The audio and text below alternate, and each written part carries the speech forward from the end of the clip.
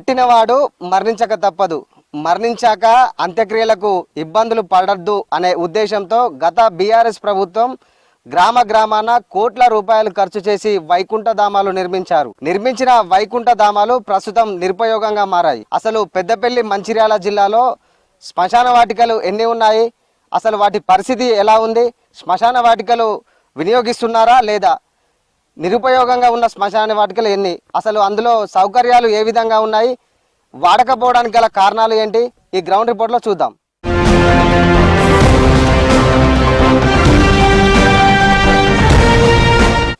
అంత్యక్రియల కష్టాలు దేవుడెరుగు, కానీ ప్రస్తుత వైకుంఠ ధామాల పరిస్థితి చూస్తే మరీ అధ్వానంగా ఉంది. ప్రస్తుతం మనము మంచిర్యాల జిల్లా ముల్కల్ల, గుడిపేట, నమ్నూర్ 3 గ్రామ పంచాయతీలకు సంబంధించిన శ్మశాన వాటికలో ఉన్నాము. ఇది ఎల్లంపల్లి బ్యాక్ వాటర్కి సంబంధించిన ఈ ఏరియాలో ఈ శ్మశాన వాటికలు నిర్మించారు. ప్రస్తుతం మనము ఈ శ్మశాన వాటికలు ఇప్పటికి కూడా కట్టి ఇవి నిర్మించి దాదాపు 4 సంవత్సరాలు గడుస్తున్నా ఇప్పటి వరకు కూడా వీటి వినియోగంలోకి లేదు. ఉన్న శ్మశాన వాటికలు కూడా మొత్తం కూడా చూడొచ్చు మనము. సిమెంటుతో చేసిన మొత్తం రూమ్స్ కూడా పలిగిపోయాయి. ఉన్న సిమెంటు నాణ్యత లోపంతో నిర్మించడం వల్ల మొత్తం కూడా కూలిపోయిన పరిస్థితి మనకు స్పష్టంగా కనబడుతుంది. గత ప్రభుత్వంలో ఉన్న అధికారులు, పాలకుల నిర్లక్ష్యం కారణంగానే శ్మశాన వాటికలకు నిరుపయోగంగా మారాయని చెప్పుకోవచ్చు. ప్రస్తుతం మనతో పాటు వీళ్ళ గ్రామస్తులు ఉన్నారు, అడుగుదాం అసలు ఎట్లా ఈ వినియోగంలో ఉన్నాయా లేవా, అసలు ఎన్ని అంత్యక్రియలు జరిగాయి అని చెప్పేసి వివరాలు తెలుసుకుందాం. మీ శ్మశాన వాటికలు గత ప్రభుత్వం లక్షలు వెచ్చించి నిర్మాణం చేపట్టింది. అసలు మీ గ్రామంలో అంత్యక్రియలు ఎక్కడ జరుగుతున్నాయి, అసలు శ్మశాన వాటికలో అంత్యక్రియలు నిర్వహిస్తున్నారా? అసలు ఇప్పటికీ ఇక్కడ ఒక్కటి కూడా అంత్యక్రియలు నిర్వహించడానికి ఇక్కడికి అసలు దారే లేదు. కనీసం గ్రామం నుంచి దగ్గర 7 కిలోమీటర్లు ఉంటుంది. కనీసం మట్టి రోడ్డు కూడా లేనటువంటి ప్లేస్లో 2 గ్రామ పంచాయతీలు ఒకటే దగ్గర నిర్మించారు. ఆల్రెడీ కూలిపోయినాయి, మొత్తం కొలాప్స్ అయిపోయినాయి. 4 ఏళ్ళకే కొలాప్స్ అయిపోయినాయి. దగ్గర 40 లక్షల నిధులు దుర్వినియోగం చేసినారు. అక్రమంగా డబ్బులు లేపుకొని కనీసం నాణ్యత కూడా లేదు. ఇక గ్రామాల కొత్త శ్మశాన వాటికి ఎక్కడైతే గ్రామం దగ్గర 1 కిలోమీటర్ దూరంలో ఇరిగేషన్ సంబంధించినటువంటి వందలాది ఎకరాల ల్యాండ్ ఉన్నది. అక్కడనే గ్రామస్తులందరూ అక్కడనే చేస్తున్నారు. అదే తెలిసినా కూడా అధికారులు తీసుకొచ్చి ఇక్కడ 7 కిలోమీటర్ల దూరంలో పడేసి ఇక్కడికి ఎవరు మనుషులు రారు, ఇక్కడికి మనుషులు వచ్చే పరిస్థితి కూడా లేదు. దాదాపు తుమ్మ చెట్లు, అడవి ప్రాంతాన్ని తలపించే గోదావరి రోడ్డు. ఇది కొద్ది రోజులైతే ఇది ఎల్లంపల్లి ప్రాజెక్టు కటింగ్లో ఇది ఆల్రెడీ మొత్తం ల్యాండ్ కూడా కొలాప్స్ అయ్యే పరిస్థితి కూడా ఉంది. అటువంటిది ఇప్పుడు ఇవాళ శ్మశాన వాటిక లేదు, ఇది ఉపయోగంగా లేదు. ఇక్కడ 7 కిలోమీటర్ల దూరంలో ఉన్నది. ఇప్పుడైతే మొన్నటిదాకా బాగా ఇబ్బంది పెట్టి ఇరిగేషన్ వాళ్ళు ఏదైతే బీఆర్ఎస్ ప్రభుత్వం ఉన్నప్పుడు వాళ్ళ ప్లేస్లో కనీసం దహనం కూడా చేయనీయకుండా ఇది చేసారు. ఇది చూస్తేనేమో వీళ్ళేమో తీసుకొచ్చి ఇక్కడ కట్టిరు. అక్కడ అలాట్ చేయాల్సింది, అక్కడ ఏది 1 కిలోమీటర్ దూరం అలాట్ చేయాల్సింది 7 కిలోమీటర్ దూరం అలాట్ చేసి ఇలా ప్రజలు అనవసరంగా ఇబ్బంది పెడుతున్నారు. ఏదైతే గత ప్రభుత్వం అనాలోచిత నిర్ణయం తీసుకొని ప్రజలకు ఉపయోగపడే విధంగా ఏదైనా పనులు చేయాలి తప్ప ప్రజలకు గురించి ఆలోచించకుండా లీడర్లకు కమిషన్ల కోసము పైసలు కకృతిపడి గత పాలకులు స్థానికంగా ఉన్న లీడర్లు కానివ్వండి, ఇక్కడ స్థానిక మాజీ ఎమ్మెల్యే గారు కానివ్వండి, ఈరోజు గుడిపేట గ్రామ పంచాయతీలో కానీ నమ్నూరు గ్రామ పంచాయతీలో చూస్తే ఇక్కడ పేద బడుగు బలహీన వర్గాలు రైతులకు సంబంధించిన వారే ఉంటారు. వాళ్ళు ఇక్కడికి ఒకరు చనిపోతే ఇక్కడ తీసుకురావాలంటే 5 నుండి 10 వేలు ఖర్చు పెట్టుకుని వాళ్ళు పార్థివ దేహాన్ని తీసుకురావాలంటే. ఎందుకు అంటే విలేజ్లలో ఎలా ఉంటుందంటే ఒక పాడ కట్టుకొని మోసుకొని వెళ్ళే పరిస్థితి ఉండే ఒకప్పుడు. ఇప్పుడు కనీసం 7 కిలోమీటర్ల పాడ కట్టుకొని పార్థివ దేహాన్ని ఇక్కడికి మోసుకురావాలంటే ఎన్ని ఇబ్బందులు అవుతాయి. అదేవిధంగా అక్కడికి వచ్చిన బంధువులు కానివ్వండి, గ్రామ కుటుంబ సభ్యులు కానివ్వండి, ప్రతి ఒక్కరు చివరి క్షణం వరకు పార్థివ దేహం తోడు ఉండి నివాళులర్పించి అంతిమయాత్ర సాగించాలని పెద్దలు చిన్నలు అందరూ వస్తారు. ఇక్కడికి పెద్దవాళ్ళు రావడానికి కూడా ఇబ్బంది అవుతుంది. దానికోసం వెహికల్స్ అరేంజ్ చేయాలంటే మినిమం ఆటోలు అయితే 10 ఆటోలు 15 ఆటోలు అరేంజ్ చేయాలి. ట్రాక్టర్లో రావాలి, పెద్దవాళ్ళు ట్రాక్టర్లు వెళ్ళే పరిస్థితి ఉండదు. అదేవిధంగా పార్థివ దేహానికి వాహనం తీసుకురావాలి, దానికి డబ్బులు వెచ్చించాలి. అదే ప్రభుత్వము దగ్గరలో ఉన్న ప్రాంతాన్ని గుర్తించి ఆ దగ్గరలో ఈ వైకుంఠ ధామాన్ని ఏర్పాటు చేసినట్టయితే ప్రజలకు ఉపయోగంగా ఉండేది. ఈ రోజు నిరుపయోగంగా ఏర్పడే పరిస్థితి ఉండేది కాదు. ఒక్కొక్క వైకుంఠ ధామానికి 12 లక్షల చొప్పున ప్రజాధనాన్ని దుర్వినియోగం చేసి ఈ రోజులకు ప్రజలకు అందుబాటులో లేకుండా ఆమడ దూరంలో కట్టిన ప్రభుత్వం బీఆర్ఎస్ ప్రభుత్వం, బీఆర్ఎస్ నాయకులు, గత మాజీ శాసనసభ్యులు.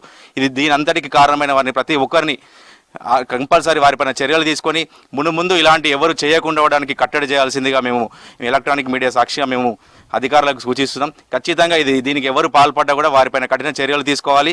ప్రజలకు ఉపయోగపడేది, ప్రజలకు అందుబాటులో ఉండే విధంగా ప్రజలకు సేవ చేయాలి తప్ప వారి కుటుంబం కోసమో కమిషన్ల కోసమో కకృతి పడకూడదని చెప్పి నేను తెలియజేస్తున్నాను. మా గ్రామంలో కూడా వైకుంఠధామం కట్టిరు, కానీ అది ప్రజలకు అసలు కొంచెం కూడా అవసరం పడతలేదు. ఒక్క శివం కూడా ఇక్కడ వరకు అక్కడ అటువంటి కార్యక్రమం జరగలేదు. ఎందుకంటే మా గ్రామానికి ఒక 1 కిలోమీటర్ దూరంలోనే గోదావరి ఒడ్డు ఉన్నది, పుణ్యస్థలం, అందరూ మంచి ప్లేస్ ఉన్నది దిగడానికి కూడా. అప్పుడు గతంలో కూడా పుష్కరాలప్పుడు కూడా దాన్ని చాలా నిర్మించారు. ఆ ప్రాంతంలో శ్మశాన వాటిక కట్టకుండా నిరుపయోగంగా అవసరం లేని చోట అటు ఐజా కాలేజ్ దగ్గర ఆ శ్మశాన వాటిక కట్టడం జరిగింది. గ్రామస్తులు ఎవ్వరు కూడా ఇప్పటి వరకు కూడా ఆ శ్మశాన వాటికను యూజ్ చేస్తలేరు. ఎందుకంటే మాకు తూర్పున 1 కిలోమీటర్ డిస్టెన్స్ గ్రామానికి గోదావరి ఉంది కాబట్టి అక్కడ చాలా ఉపయోగం ఉన్నది, అక్కడనే అంత్యక్రియలు నిర్వహిస్తారు. కానీ ఈ ప్రభుత్వం ఇన్ని లక్షలు వెచ్చిచ్చి ఇంత ప్రజాధనాన్ని వృధా చేసి కూడా మరి ఐజా కాలేజ్ దగ్గర ఆ రోజున్న గత పాలకులు అప్పుడున్న అధికారులు సరైన స్థలాన్ని ఎంపిక చేయకుండా నిరుపయోగం ఉన్న స్థలాన్ని ఎంపిక చేసి గ్రామ అవసరాలు తీర్చకుండా, అంటే ప్రభుత్వం ప్రజా సంక్షేమం కోసం ఆలోచించాలి ఏ ప్రభుత్వం అయినా. గతంలో ఉన్న బీఆర్ఎస్ ప్రభుత్వం మరి ప్రజలకు ఏ విధంగా ఎటువంటి స్థలాన్ని ఎన్నుకుంటే అది ప్రజలకు ఉపయోగపడుతుంది. అంటే ఈ శ్మశాన వాటికల్లో చాలా అవసరం, ఏ గ్రామంలోనే ఏ ప్రాంతానికి శ్మశాన వాటికలు అవసరం. అవి చాలా ఉపయోగపడే విధంగా ఉండాలి. గ్రామానికి చాలా దూరంగా పనికిరాని ప్లేస్లో కట్టి మరి దగ్గర ఉన్న స్థలాన్ని ఎంపిక చేయకుండా దూరం ఉన్న స్థలాన్ని ఎంపిక చేసి ఆ రోజు అన్ని లక్షలు మరి ప్రజా సొమ్మును దుర్వ్యయం చేసిర్రు. దీనిపై మరి ఈ ఇప్పుడున్న అధికారులు కానీ ప్రభుత్వాలు కానీ చర్య తీసుకోవాలి.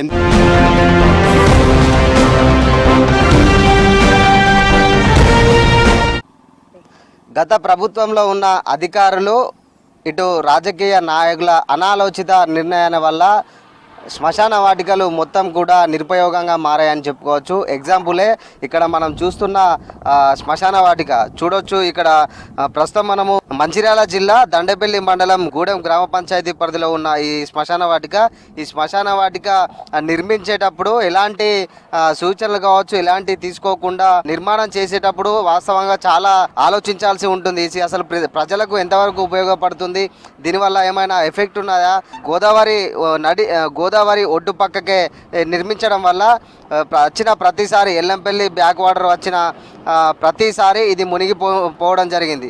కట్టిన సంవత్సరమే శ్మశాన వాటిక నిర్మించి మొత్తం కూడా కూలిపోయిన పరిస్థితి మనం విజువల్లో చూడొచ్చు స్పష్టంగా. ఇప్పటికీ శ్మశాన వాటిక నీళ్ళల్లోనే మునిగిపోయి ఉంది. అంటే అప్పటి అధికారులు కావచ్చు నాయకులు కావచ్చు ఎట్లా ఆలోచనలు చేసి నిర్మించారనేదే ఎగ్జాంపుల్ మనకు స్పష్టంగా కనబడుతుంది. చనిపోయిన వారికి అంత్యక్రియలు ఎట్లా జరుపుతున్నారు ఇక్కడ గూడెం గ్రామానికి చెందిన ఒక గ్రామస్తుడు ఉన్నాడు, అడుగుదాం. శ్మశాన వాటికలు కొన్ని లక్షలు వెచ్చించి నిర్మాణం చేపట్టారు గత ప్రభుత్వంలో, కానీ ఇప్పుడు అది వాడుతున్నారా, ఎట్లా? వాడట్లేదు సార్. ఇది ఇప్పటివరకు జరిగింది ఏంటంటే ఇది 1/70 యాక్ట్ ఉండడం వల్ల మా విలేజ్కి సర్పంచ్ లేక ఎవరి ఆలోచన విధానంగా వాళ్ళే చేసి వాటర్ లెవెల్ కరెక్ట్గా చూసుకోకుండానే ఎవరి ఇష్టం ఉన్నట్టు వాళ్ళు దీన్ని నిర్మించడం జరిగింది. దీనివల్ల ప్రభుత్వం యొక్క నిధులు కానీ అన్ని దుర్వినియోగం జరిగినాయి. శ్మశాన వాటిక లేకపోవడంతో ఎట్లా ఇబ్బందులు వస్తున్నాయి? మృతి అంత్యక్రియలు ఎక్కడ జరుపుతారు? ఇది ఎక్కడ పడితే అక్కడే జరుగుతున్నది. ఇది కరెక్ట్గా అసలు శ్మశాన వాటిక లేకపోవడం వల్ల చాలా ఇబ్బందులు జరుగుతున్నావు. ఎందుకు కట్టిరు, ఎవరి నిర్ణయాలతో కట్టడం జరిగిందో తెలియదు. గత ప్రభుత్వం వల్లనే ఇది నష్టపోయింది. ఇప్పుడున్న సార్ వాళ్ళన్న పిఎస్ఆర్ వాళ్ళు కొంచెం ఆలోచించి ఇప్పుడు వచ్చిన ఎమ్మెల్యే అన్న కొంచెం చొరవతోని దీన్ని మళ్ళీ నిర్మించాలని నా యొక్క మనవి. ఇంకొకటి ఏంటంటే ఎక్కడ స్నానాలు చేస్తున్నారో తెలియదు, ఎక్కడ అంత్యక్రియలు చేస్తున్నారో తెలియదు. ఈ చుట్టుపక్కల ప్రాంతం ఏదైనా చేయడం జరుగుతున్నది, అట్లా చేయొద్దని కూడా నా యొక్క ఆలోచన.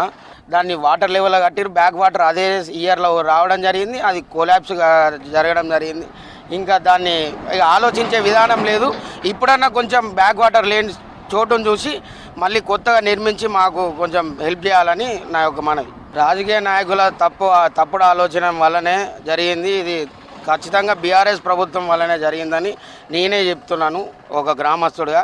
బీఆర్ఎస్ ప్రభుత్వంలో ఇది వాళ్ళ కమిషన్లకు అకృతి పడి చేసిరని కూడా చెప్తున్నాను.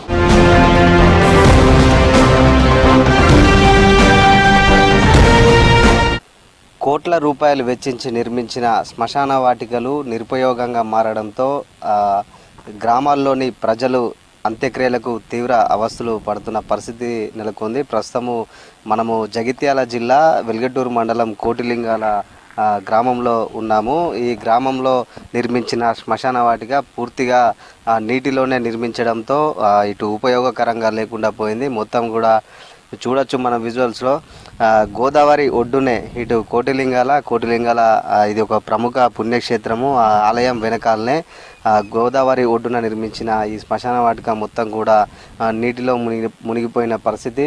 ఇప్పుడు వర్షాకాలం అయితే దాదాపు ఇది పూర్తిగా మునిగిపోతుంది. ఇప్పుడు వర్షాకాలం చలికాలం రావడంతో నీళ్ళలో కూడా మనకు స్పష్టంగా కనబడుతుంది.